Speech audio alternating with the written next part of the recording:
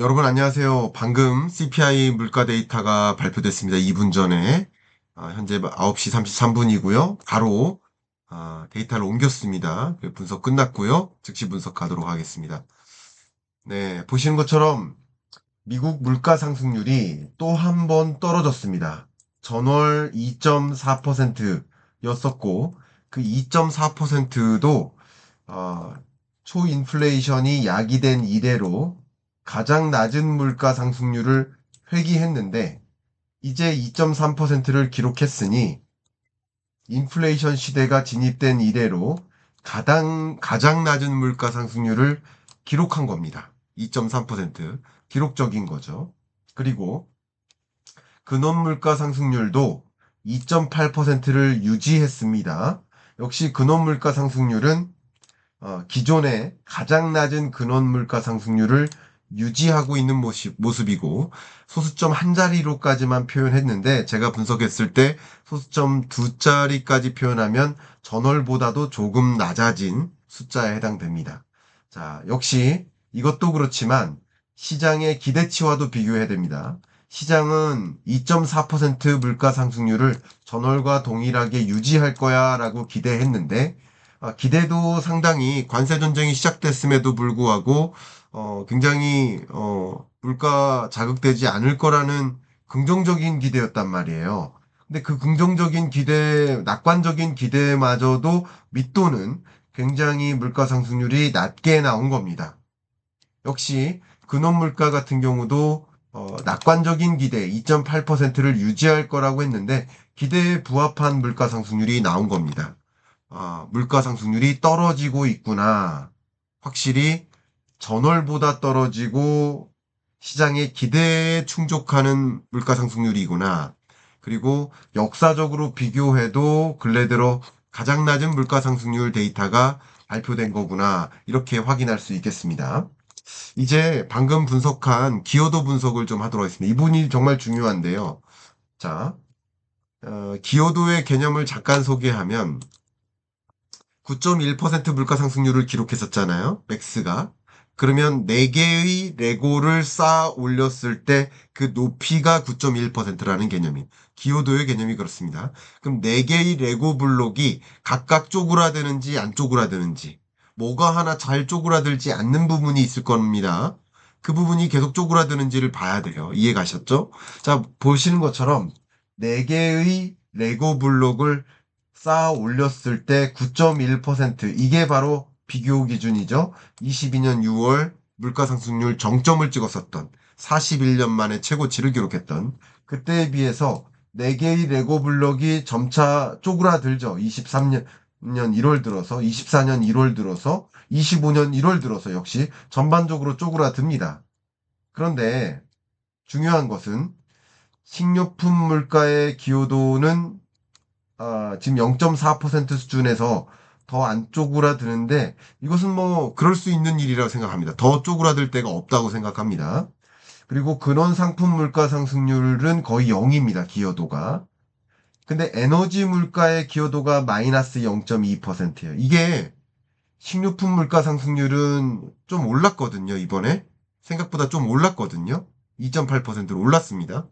그러니까 식료품 물가 상승률을 자극한 것은 관세 효과고 에너지 물가를 하락시킨 것도 관세 효과다. 제가 그동안 말씀드렸던 것처럼 관세 전쟁으로 미국 물가를 자극하는 부분도 있지만 국제적으로 세계 주요 기업들이 신규 투자를 못해요. 생산량을 둔화시켜요. 수출량이 둔화돼요.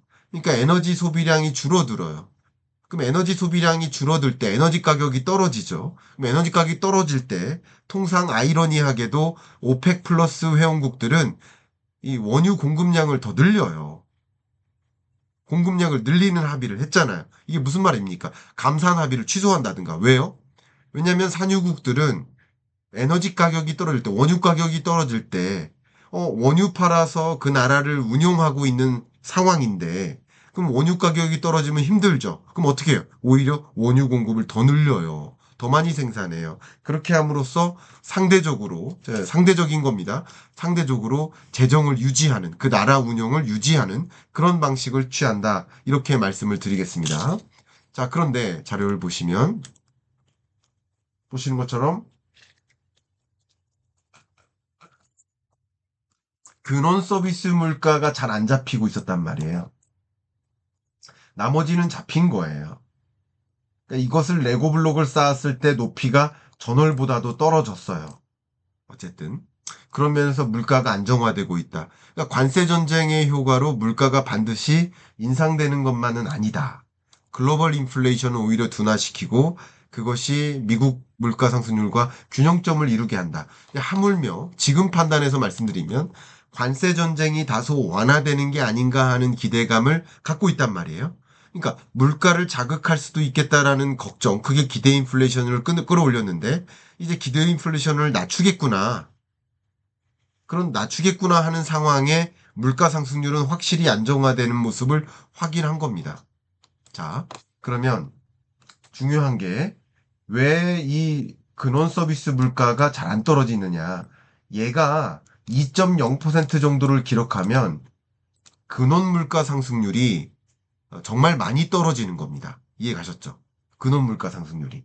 그러면 금리 인하의 상황이 확실히 만들어지는 거예요. 근데 근원 서비스 물가가 안 떨어지는 이유는 두 가지인데 임금 상승률이 높아서고 또 주거비 상승률이 높아서요. 주거비의 기여도가 굉장히 높거든요. 근원 서비스 물가에서. 근데 주거비 상승률 보세요. 주거비는 계속 상승해요. 주거비는 상승하지만 주거비 상승률은 둔화될 수 있죠. 이렇게. 다시 한번 보여드리면 주거비라는 가격이 떨어지는 게 아니에요. 가격은 계속 오르는 겁니다. 가격이 떨어지는 게 물가가 떨어진다는 말이 진짜 물건의 가격이 떨어진다는 게 아니라 물가 상승률이 둔화된다라는 의미입니다. 상승세가 둔화된다. 주거비의 가격은 계속 올라요. 오르지만 이 보세요. 이것은 가파르게 오르는 거고요. 이렇게 되면 상승세가 둔화되는 거예요. 그죠? 이렇게 S자에 가까울수록. 그러니까 가파르게 상승하다가 상승세가 둔화되는 모습이 이게 상승률이 올라가는 구간이고 이게 상승률이 떨어지는 구간입니다. 가격으로 비교하면. 이렇게 되는 거죠. 바로 앞에 상승률이 올라가는 구간이고 상승률이 떨어지는 구간이에요. 근데 지금은 이 상승률이 4.0%까지 떨어졌고 소수점 두 자리, 세 자릿수까지 더 계산을 해보니 더 떨어졌습니다. 그러니까 전월보다 떨어졌습니다. 3.997 뭐 이렇게 됩니다. 어쨌든 주거비 상승률도 떨어지는 모습. 그러니까 전반적으로 근원 물가도 떨어지고 에너지 물가도 떨어지고 뭐 관세 전쟁의 여파로 어쩌면 식료품 물가는 오를 수 있지만 전반적으로 물가 상승세가 둔화되고 있다. 이 CPI의 데이터를 그렇게 해석해 볼 수 있겠다. 이렇게 의견을 드립니다. 자, 그러면 이 CPI 데이터 말고 그동안 발표됐었던 나머지 물가 데이터도 같이 비교하면서 물가 상황을 한번 진단해 보고요. 그리고 이어서 오늘 이 패드워치에 어떤 영향이 있을지 또 금융시장에 어떤 영향이 있을지 그 부분도 함께 분석해 드리도록 하겠습니다. 자, 자료를 보시면 일단 PC, 가장 중요한 건 PC예요. PC 기준의 물가 상승률이 2.3%까지 내려왔었거든요. 그리고 근원 물가를 기준으로는 2.6%까지 내려왔었거든요. 그럼 이게 5월 말에 5월 30일에 또 PCE 물가 데이터가 발표될 텐데 이 값이 2.3이 예를 들어서 뭐 2.2를 기록할까? 예를 들어서. 그리고 2.6이 2.45를 기록할까? 근데 그동안 말씀드렸습니다만 연준의 물가 안정의 기준은 PCE 기준의 근원 물가 상승률이 2.34% 안에 도래되는 것 이겁니다. 이게 정확한 정의예요. 그러니까 2.34% 근원 물가 상승률이 도래됐으면 PCE 기준으로 그랬는데 금리를 인하하지 않으면 연준이 공식적으로 이야기한 대로 하지 않는 거예요. 그거는.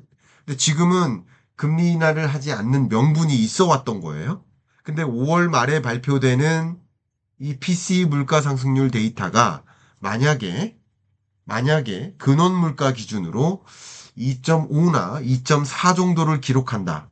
5월 30날 금요일 날 발표가 되겠죠. 굉장히 중요합니다. 왜냐하면 그 데이터를 보고 6월 FMC 회의의 의사결정을 내린다고 보시면 돼요. 왜냐하면 6월 FMC 회의의 마지막 PC 데이터가 5월 30일 날 발표되는 거니까. 그러니까 CPI 오늘 발표된 건 PC를 추정하려는 목적인 거죠. 그러니까 추정컨대 떨어질 가능성이 있다라고 볼 수 있는 거잖아요. 이제 그렇죠? 그렇게 판단해 보시면 도움이 되겠습니다. 더군다나 이 PC 기준의 소비자 물가 상승률은요. 보시는 것처럼 개인 소비 지출에 해당되니까 소비자 심리가 굉장히 강하게 얼어붙었었거든요. 4월 들어서. 그러니까 소비자 신뢰 지수나 심리 지수가 얼어붙었었어요. 그러니까 그냥 단순히 물건 가격이 오른 것은 CPI 데이터겠지만 물건 가격이 올라도 소비하지 않으면 그게 소비자 물가 상승으로 반영이 잘 안 되는 성격. 그게 PC예요. 더 현실적인 거죠.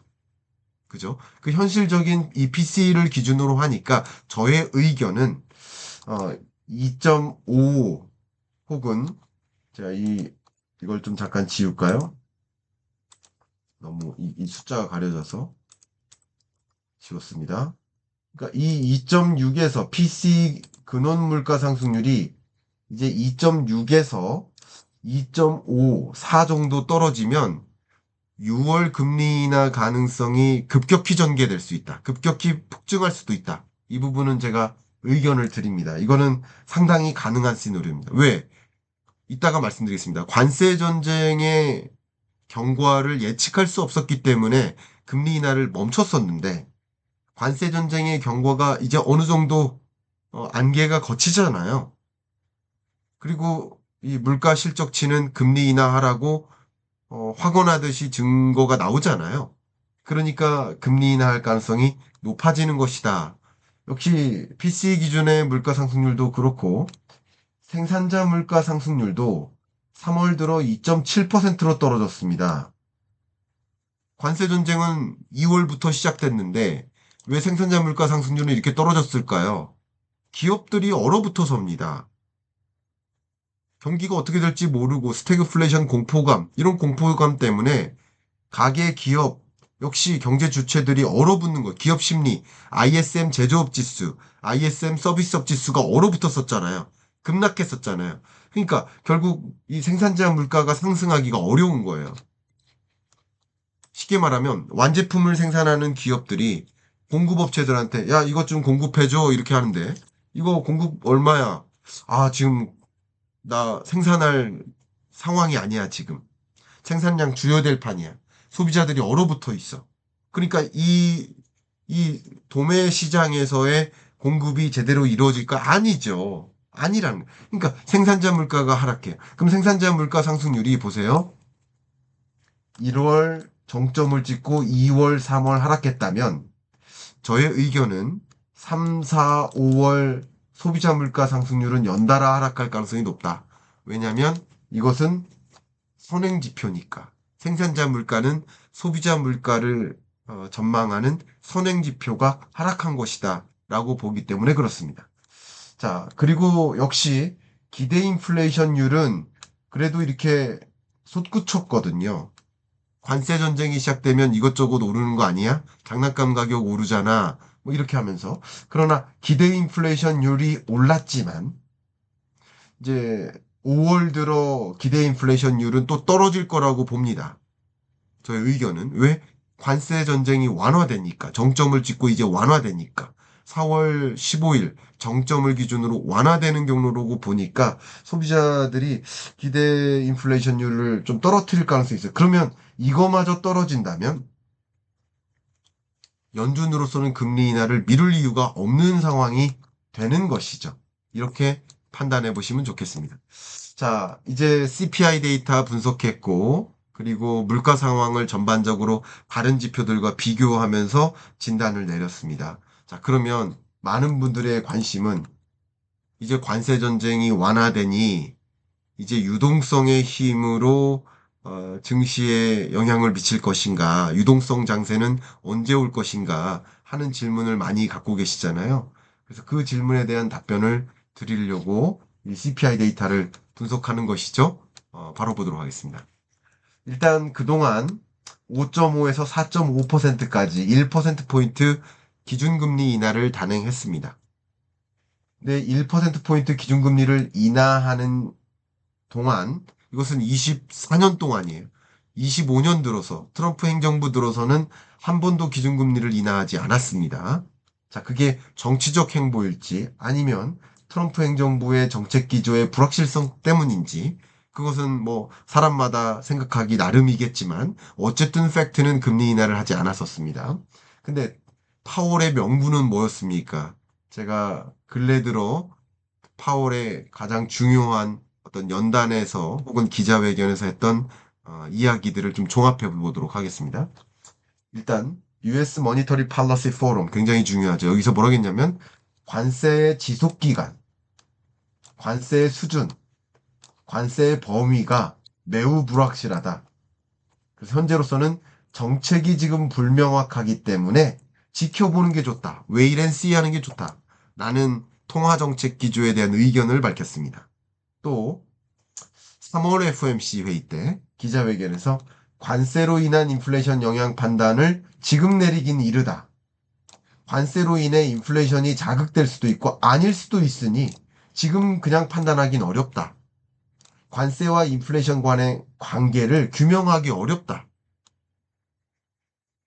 규명하기 어려우니까 지켜보겠다라는 거예요. 3월까지만 해도. 그리고 근래 들어서 연준은 일시적 가격 상승이 인플레이션에 지속적으로 영향을 미치지 않도록 기대를 안정시키는 데 집중할 것이다. 그러니까 지금 기대 인플레이션율이 올라갔고 그게 일시적 가격 상승이 약이 될 수도 있는데 지속 가능한 물가 상승이라고 보진 않는다. 일시적인 가격 상승이라고 본다. 왜냐하면 글로벌 물가 상승률은 둔화되고 미국 물가만 일시적으로 특정 부문을 중심으로 자극되는 것이기 때문에 글로벌 균형점을 찾아갈 것이라고 저는 판단하고 있는데 아마도 파월도 그런 부분에 대해서 공감한다고 봅니다. 그래서 일시적 가격 상승이 있을 수도 있습니다. 근데 일시적 가격 상승 때문에 기대 인플레이션율이 자극될 수 있는데 그것을 안정시키기 위해서는 높은 금리를 유지해야지 금리를 인하하면 안 된다라는 판단인 거예요. 자, 그리고 지난 5월 FOMC 회의 때 뭐라고 했냐면 중요하죠. 정책 기조를 조정하기 전에 금리를 인하하기 전에죠. 더 명확한 정보가 기다려. 아직 충분한 정보가 없다. 관세 정책의 경과나 관세 정책에 따른 물가에 미치는 영향을 확인하지 못했다. 서두르지 않겠다. 인내심을 가질 수 있어야 한다. 우리가 모르는 것이 너무 많다, 아직은. 그러니까 정책의 불확실성과 물가의 불확실성. 지켜보는 것이 적절하다. 선제적으로 대응할 만한 상황이 아니다. 이렇게 이야기합니다. 자, 지금까지의 이야기를 정리한다면 두 가지죠. 관세 정책의 방향이 불확실하고 첫 번째. 두 번째는 그 관세 정책으로 인해 물가나 고용이나 미국 경기에 어떤 영향을 미칠지도 불확실한 거예요. 두 가지가 불확실한 거예요.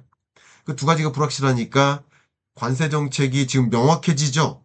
불확실성이 극단적으로 고조됐다가 완화되고 있죠. 그리고 관세 정책에 따른 영향도 명확해지죠. 물가를 자극하지 않네라는 것을 어쨌든 4월 지표만큼은 확인시켜 줬잖아요. 그러니까 두 가지가 지금 명확해지는 과정이에요. 그렇기 때문에 금리 인하에 대한 기대감이 조금은 보조되지 않을까 하는 생각을 저는 하고 있습니다. 그렇게 저는 생각을 하고 있고요. 그게 시장의 일정 부분 또 다른 무역 갈등의 완화도 있지만 또 금리 인하 가능성도 있을 거야라는 생각을 하나하나 반영하지 않을까 이런 생각을 합니다. 물론 지금은 뭐 패드워치나 여러 금융 지표로는 상대적으로 이 지금의 이 CPI나 금리 결정에 대한 관심이 떨어지고 오로지 관세 전쟁의 경과에 집중하고 있어서 이것이 굉장히 강하게 영향을 미칠 거라고 보진 않지만 어쨌든 지금으로선 시장이 상당 부분 뭐 금리 인하에 대한 기대감을 더 갖고 있지 않을까 하는 생각을 현재 하고 있습니다. 예, 그 부분은 한번 판단해 보시고 그게 페드워치 상으로도 또 나타날 것이라고 봅니다. 지금은 반영되지 않는 모습입니다. 페드워치 상황을 보여드리면 현재까지는 전혀 자료를 보여드리겠습니다. 전혀 반영되지 않고 기준금리 동결할 거야의 무게를 많이 두고 있어요. 자, 어쨌든 오늘 발표된 CPI 데이터와 물가 상황을 제가 진단해 드렸는데 이제 이 CPI 데이터가 미친 금융시장에 미치는 영향 이 부분을 말씀드리면 국채금리가 급등하네요. 국채금리가 급등한다는 얘기는 두 가지 표현인 것 같은데 두 가지. 국채금리가 상승하는 것은 한 가지 측면에서는 두 가지 해석이 가능합니다. 미국 경제가 견실하네. 스태그플레이션 안 오네. 미국 경제가 굉장히 견실하구나. 라는 것을 확인하는 과정이라고도 생각할 수 있겠고요. 역시 CPI 데이터 발표된 이후 국채금리가 이렇게 급등하는 모습을 보면 그런 여정이라고 생각하고요. 국채금리가 상승한다는 얘기는 국채 가격이 떨어진다는 얘기인데 국채 가격이 떨어진다는 얘기는 뭐 이 CPI 데이터 발표 외에 그 밖에 어떤 발표가 같이 있을 수 있겠죠. 그런 어떤 발표가 있으면서 미국 채권에 대한 선호도를 떨어뜨릴 수 있겠습니다. 자, 그렇게 해석을 제가 해드리고요.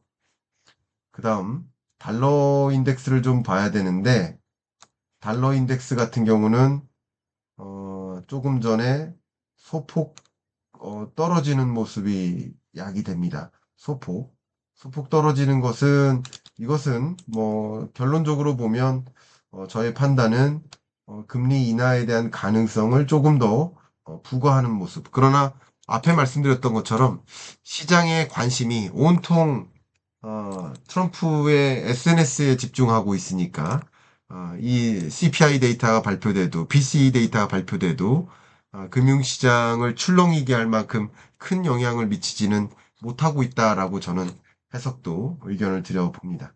자, 이제 마무리 의견 드리는데 한국은 어떻게 하나요? 한국 기준금리 결정이 있는데 한국은 기준금리 결정 29일 날 있습니다. 5월 29일 날 있는데 그러면 어떻게 하나요? 제가 한 가지 말씀드리겠습니다. 제가 지난주에도 영국이 기준금리 인하할 것으로 보고 있습니다라고 의견을 드린 바 있었어요. 기억하시죠? 실제 영국이 기준금리를 인하했습니다. 지난주. 그리고 캐나다 행보 보세요. 미국 기준금리 인하 없지만 대대적으로 금리 인하해서 지금 보면 우리나라의 기준금리랑 같아졌습니다. 캐나다는 5에서 시작해서 2.75가 된 거고 우리나라는 3.5에서 시작해서 2.75가 된 겁니다. 다르죠. 캐나다의 금리 인하 속도 굉장히 크죠. 유로존도 보세요. 유로존은 우리나라보다 더 낮은 금리를 적용합니다. 2.4%를 적용합니다. 유로존은 4.5%의 기준금리에서 이렇게 격하게 내려온 겁니다. 캐나다랑 속도가 비슷합니다. 그러니까 굉장히 서둘러 금리 인하하는 거예요. 스웨덴 보세요. 2.25%입니다. 이미 중립금리 수준에 거의 가까워졌습니다. 4%의 기준금리에서 2.25까지 옵니다. 스위스는요, 0.25%로 일본보다 낮은 금리를 적용합니다. 이 얘기는 뭐예요? 그러니까 미국과의 금리 차만 자꾸 많은 분들이 고려하시는데 그게 전부가 아니다. 세계 각국 중앙은행이 자국의 물가 상황, 내수 경기 상황을 봐가면서 적절한 금리 인하 여부를 결정하는 것이다. 이렇게 의견을 드리고 저의 의견은 이제 미중 무역 전쟁이나 관세 전쟁이 다소 완화되는 경과에 있고 환율도 종전에 생각했었던 것보다는 강한 그 달러의 흐름이 좀 꺾였고 그리고 달러 약세화에 좀 베팅을 하는 모습이고 그러면 한국은행으로서는 내수 경기가 너무나 어려우니까 지금 제로 성장 얘기까지 하고 있잖아요. 내수 경기가 너무나 어려우니까 경기 부양을 위해서 지금 성장률은 1%인데 기준금리는 2.75%예요. 물가 상승률도 2%인데 기준금리는 2.7%예요. 75%예요. 그러니까 너무 과도한 긴축적 재정이다. 재정 정책은 추경 편성까지 단행하고 추경 편성을 고려하고 있는데 그런데 통화 정책은 완화적으로 경기 부양적으로 움직이지 않으면 그것도 적절해 보이지 않는다라는 의견을 여러분께 공식적으로 드립니다. 제가 오늘 분석해드린 내용이나 채널에서 말씀드리는 모든 내용은 기자분들이 많이들 보고 계신데 그대로 제 말을 인용해서 기사화하셔도 됩니다. 그렇게 제가 공식적으로 의견 드립니다. 일단 6월 18일 날 FMC 회의가 있는데 이 FMC 회의 있기 전에 PC 데이터가 한번 5월 말에 발표되고 그죠? 또 6월 초에 고용과 CPI 데이터가 한 번 더 나오는데 그런 데이터를 좀 봐가면서 기준금리 인하 여부를 판단해야 되는데 시장에서는 금리 인하에 대한 기대감이 아직은 충분히 반영되지는 않은 모습이다. 그러나 또 추가적인 데이터가 그것을 보조케 해주면 충분히 금리 인하를 생각보다 서둘러 단행하는 일이 있을 수도 있다. 이런 말씀을 드려봅니다. 그리고 5월 29일 날 한국은행은 현재로서는 금리 인하를 더 이상 미루기가 어려운 상황에 놓여져 있고 그런 것이 현재 시장에 좀 다소 반영되어 나타나는 모습이다라고 의견을 드립니다. 자, 마지막으로 공지해드리고 끝내도록 하겠습니다. 제가 오피셜 클럽을 운영하고 있습니다. 매일 여러분들과 글로도 목소리로도 소통하면서 상시적으로 많은 데이터나 정보를 공유하고 있습니다. 매주 줌 수업을 또 단행하고 있습니다. 그래서 여러분들이 갖고 계신 궁금증에 대해서 속 시원히 답변을 드리고 있습니다. 매월 오프라인 특강을 진행하고 있고 정말 경제 생기초부터 해서 특정한 경제 주제를 선정해서 구체적으로 다루고 있습니다. 여러분들이 오피셜 클럽의 유튜브 이상의 상호작용을 희망하시고 경제 공부 제대로 하고 싶으시다 하시는 분들이 계시다면 초대를 좀 드리고요. 고정 댓글 상단을 통해 링크를 남겨드릴 테니까 찾아와 주시길 바라겠습니다. 이상 인사드리겠습니다. 감사합니다.